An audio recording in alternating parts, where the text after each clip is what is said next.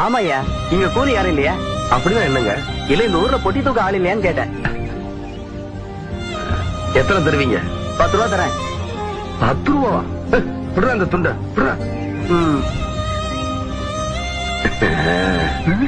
அதையும் தூக்கி மேல வைங்க. எந்த இடத்துக்கு போகணுங்க?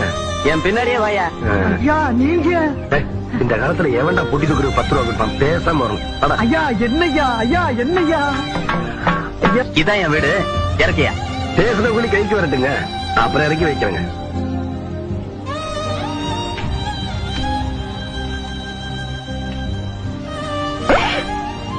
அட பாவி மகனே, என்ன காரியம்டா செஞ்ச? ஐயோ ஐயா, மன்னிச்சிருங்க ஐயா.